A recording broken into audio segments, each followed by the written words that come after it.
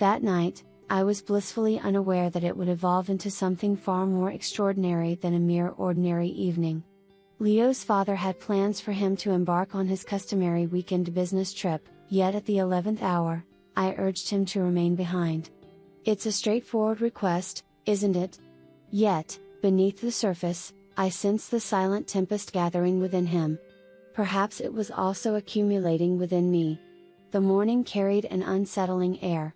As I prepared my coffee in the quiet of the kitchen, I moved with a gentle grace, ensuring that not a single sound disrupted the stillness around me. Leo lingered at the table, ostensibly engaged in his homework, yet it was evident that his thoughts drifted far beyond the confines of the task at hand. In that moment, I pivoted towards him and asked, "Leo, could you pass me that coffee?" My voice came out softer than usual, as if I were restraining myself. A peculiar sensation stirred within me, yet I resolved to keep my eyes from betraying any hint of it. As he placed the coffee in my hands, I lingered, my fingers brushing against his for a moment longer than necessary. I gazed at him, as if anticipating that he would decipher the unspoken words hidden within the silence. We lingered in silence for a moment, and then I spoke up, "Actually, since it's just the two of us today, there are a few things I'd like to discuss." Typically, I exude a sense of calm, but today, an unusual sensation lingered in the air. My intuition is always truthful. "You're no longer a child, Leo," I began, choosing my words with caution. "Let's keep everything out in the open, shall we?" My words appeared to strike a chord with him. "Margot, what is happening? What prompts you to speak in this manner?" he inquired, visibly unsettled. I offered him a faint smile, though it lacked warmth. It felt as though I was unraveling a mystery. "I was contemplating the distance that lies between us, Leo," I murmured gently. "With each passing day, the weight of time presses upon us, and it seems as though an unspoken barrier has emerged between us. A change is in the air." It was evident that his heart was pounding in his chest. He was likely experiencing the same turmoil I was.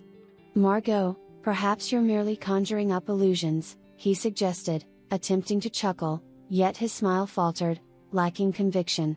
I edged in a fraction nearer, softening my tone. "But don't you sense it as well, Leo? Isn't there a shift happening between us?" I murmured, akin to a gentle zephyr. Gentle, yet undeniably powerful. He was at a loss for words. It was clear to me that he lacked the words to articulate it. The lines that defined us began to fade into one another. "This is impossible, Margot," he finally said, shattering the stillness that enveloped them. "You're the spouse of my father." I edged a bit nearer and rested my hand on his shoulder. "Leo, we aren't causing any harm to anyone. Only I need to grasp this," I declared. My voice carried a tranquil yet earnest weight. I was uncovering a secret that lay buried within. I sensed him becoming increasingly ensnared in his own thoughts. I felt the same way. A fragment of my mind recognized the chaos of the situation, yet another part had already slipped away into the abyss. We lingered in silence, the air thick with unspoken thoughts, each of us bearing the heavy burden of the moment. I extended my hand, brushing against the pillow beside him. "Leo, you understand that this isn't merely a figment of your imagination, correct? This connection we share? It's true," I declared, maintaining my gaze.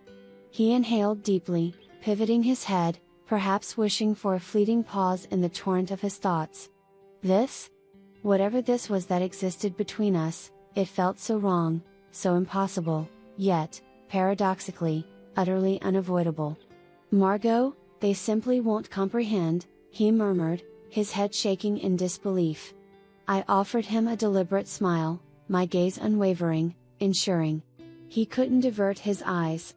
"Understanding isn't a prerequisite for existence, Leo. We must simply be truthful with ourselves," I remarked. The tension, that undeniable pull between us, became increasingly difficult to overlook. I found myself unable to refute it. On that night, everything changed. The barriers I had erected, vanished. Everything had irrevocably changed. The night was shrouded in darkness, with rain cascading from the heavens. Every raindrop striking the house resonated with the turmoil within me. I had kindled the fireplace and feigned engrossment in a book, yet I sensed his gaze upon me intermittently. With every step he took, my heart yearned to retreat, yet there was an undeniable pull that kept me tethered to him. "Remain here until the storm subsides," I declared, my tone steady yet tinged with a hint of challenge. He settled into the chair beside the fire, and the stillness enveloped him. We averted our gazes, yet an unspoken truth lingered, dense and palpable in the atmosphere that enveloped us. "Leo, are you aware of the depth of your affection for this house?" I inquired abruptly, my gaze alight with distant recollections. He averted his gaze, yet I glimpsed the smile he endeavored to conceal. "Certainly, Margot. This place was my childhood home. Within these walls lies the essence of my childhood," he remarked. I continued to speak, lost in contemplation. "I recall the way you would glide down those stairs each morning. As your father enjoyed his breakfast, you would engage him in endless conversation before darting up to your room. None of us desired for circumstances to shift, did we?"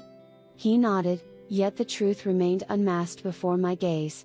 For a fleeting moment, it seemed as if we had traveled back through the corridors of time, revisiting all those cherished memories within these walls. As our conversation unfolded, those hidden emotions began to emerge, piece by piece. At times, I ponder the necessity of establishing a boundary between us, Leo, I remarked. Yet, the mere idea of never laying eyes on you again fills me with dread. It was evident that it struck a chord with him. He gazed at me, rendered speechless. We had both lowered our defenses, too vulnerable to reclaim anything at this point.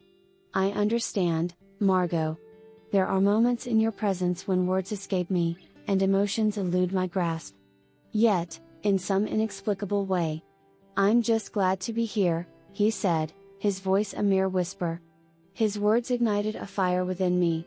The flickering flames cast shadows that waltzed over my features, drawing forth a torrent of emotions within me.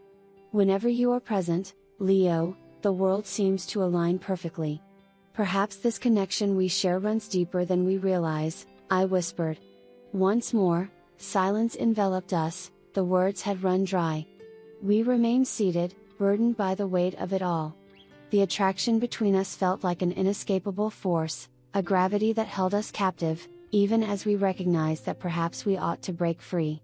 As the rain subsided, I rested my hand on his shoulder, soft and lingering. For a fleeting moment, we allowed ourselves to exist within that space, our emotions suspended in the atmosphere. I struggled against it, yet with Leo by my side, the barriers I had constructed crumbled effortlessly. When Leo's hand rested on my leg, a surge coursed through me, as if every emotion and chaos we had been suppressing suddenly erupted. In that moment, our gazes intertwined, ensnared in a force neither of us could articulate. The silence was deafening, yet my heartbeat thundered in my ears. "Margot," he murmured, his voice gravelly and soft. "We seem to lack control in this situation, don't we?" My hand brushed against his, and words eluded me, caught in the tight grip of emotion in my throat. "Leo, you are my stepson," I uttered, yet each word seemed to rip through me from within.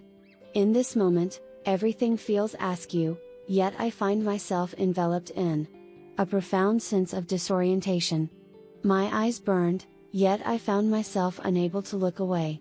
I observed the familiar turmoil and tug in his expression. Leo's fingers pressed with increasing intensity against my leg. "Margot, I must admit, I have no desire to end this," he confessed, his voice trembling slightly. "Yet, each time I attempt to resist, I find myself returning to this very place, with you." A part of me yearned to break free, to distance myself, yet his touch seemed to anchor me firmly in position. At the precipice of a boundary we both understood was forbidden, I attempted to nudge him away, yet my form remained stubbornly still. "Leo, I find myself engulfed in this, and it frightens me," I confessed, yet I was right there, inching closer. "This may not be how it should be, yet being here with you feels undeniably authentic." I attempted to divert my gaze, yet it proved impossible. What existed between us was erasing every boundary of reason I had remaining. For a fleeting moment, it felt as though the entire universe had condensed into this singular space, into just the two of us. The warmth radiating from him, the illicit attraction binding us, drew me in further, despite the frantic warnings